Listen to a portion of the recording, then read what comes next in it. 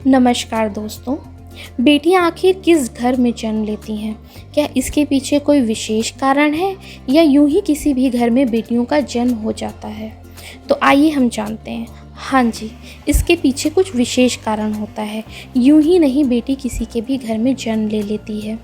इसके बारे में हमारे हिंदू धर्म ग्रंथों में, शास्त्रों में, गीता और गरुड़ पुराण में विस्तृत रूप से चर्चा की गई है।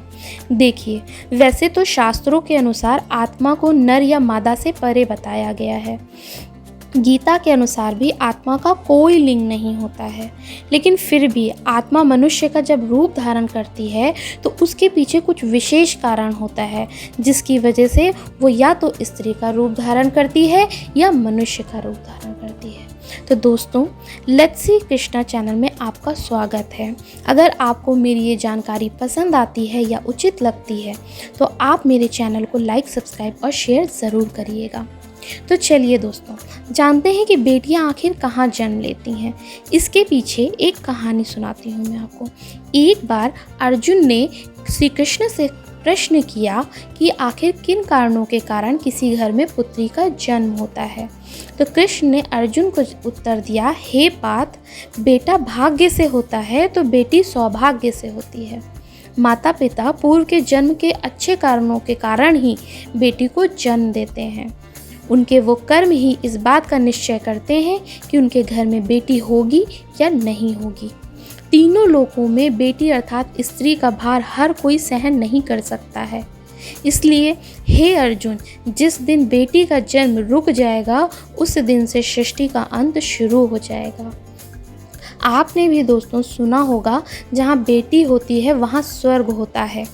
आखिर बेटा तो एक कुल को रोशन करता है, बेटी तो दो कुल को रोशन करती है। बेटी कभी बेटी होती है, कभी बहन होती है, तो ससुराल जाकर के पत्नी, बहू और माँ भी बन जाती है। आपने तो सुना ही होगा कि बेटी पिंडदान नहीं कर सकती है। ये बिल्कुल भी सत्य नहीं है मित्रों। रामायण में भी बताया गया है कि प्रभु श्री राम के पिता दशरथ जी की मृत्यु पर उनकी बहू माँ सीता ने ही पिंडदान किया था, जिससे उन्हें जन्म मरण से मुक्ति मिल गई थी। इतना ही नहीं, हिंदू धर्म शास्त्रों में बताया गया है कि बेटियां पिंडदान कर सकती हैं। वहीं अगर ससुराल में भी कोई पुरुष उपस्थित नहीं है तो वहां बहू भी पिंडदान कर सकती है। देखिए दोस्तों, बेटियों के अनेक सपने होते हैं, इसलिए उन्हें मारे नहीं, उन्हें बढ़ने दें। उन्हें ये ना सोचें कि ये पराया धन है। आजकल तो आपने कई जगह देखा होगा कि बेटी बेटे से भी ज़्यादा माँ बाप की फिक्र करती है, उनके बारे में सोचती है।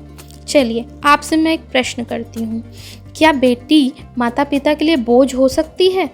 नहीं, बोझ नहीं होती है वो। उन्हें तो लक्ष्मी का रूप दिया गया है और ये उन्हें यूं ही नहीं कहा गया है। आइए आपको मैं दो कहानियाँ सुनाती हूँ। पहली कहानी, देखिए, एक बार एक पिता अपनी बेटी के साथ घूमने निकला। तभी रास्ते में उनको उनका एक मित्र दिखा। पिता ने अपने दोस्त से पूछा, कैसे हो मित्र? मित्र ने जवाब दिया, बढ़िया हूँ। आखिर हो भी क्यों ना, मैं तो दो बेटे का बाप हूँ। तुम बताओ, तुम कैसे हो? तुम्हारे कितने बच्चे हैं? पिता ने जवाब दिया, मैं भी बढ़िया हूँ, और बहुत खुशी मन से बोला, मेरी तो दो बेटियाँ हैं। तभी दोस्त बोला, हे भगवान, मैं भगवान का शुक्रिया अदा करता हूँ, मैं धन्य हूँ कि मेरी बेटियाँ नहीं हैं। ये सुनकर पिता की आंख में आंसू आ गए। तभी बेटी बोली, अंकल, भगवान भागवान को ही बेटी देते हैं, कभी गरीब को बेटी के रूप में माता लक्ष्मी नहीं देते हैं। ऐसे ही एक बार विवेकानंद जी वैष्णो देवी की चढ़ाइयाँ चढ़ रहे थे। बगल से किसान अपनी बेटी को कंधे पर बैठा करके चढ़ाई चढ़ रहा था। तभी विवेकानंद जी बोले, बाबा, बेटी का भार कंधों पर लग रहा होगा, लाइए इसे मैं उठा लेता हूँ। तो किसान ने बोला, नहीं नहीं, बेटी कभी किसी के बाप के कंधे पे बोझ नहीं होती, मैं इसे खुद ही कर लूँगा। तो समझे दोस्तों, आखिर बेटी किसी के कंधे पर बोझ नहीं होती है, ठीक है। इसे माता लक्ष्मी का रूप दिया गया है। मित्रों, बेटियां कभी धन की भूखी नहीं होती हैं, ये सिर्फ मान सम्मान की भूखी होती हैं। तो चलिए अब हम जानते हैं कि आखिर वो कौन से कर्म हैं जिसके कारण बेटियां घर में जन्म लेती हैं। आखिर क्या कारण है कि उनका रूप पुत्री रूप लेता है। गरुड़ पुराण में इसके बारे में क्या बताया गया है। देखिए, इसमें कहा गया है कि जब आत्मा को नया जन्म मिलता है तब आत्मा को शरीर के अनुसार व्यवहार में चलकर अपने कर्म करने होते हैं और आचरण से ही आत्मा सार्थक होती है और निरर्थक भी होती है।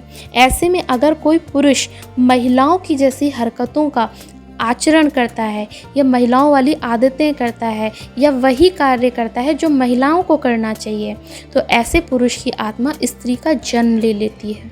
गरुड़ पुराण में ये भी कहा गया है कि कोई व्यक्ति मृत्यु के अंतिम क्षण में किसी स्त्री को अगर याद करता है तो वो भी स्त्री योनि में ही जन्म लेता है। तो धन्यवाद दोस्तों।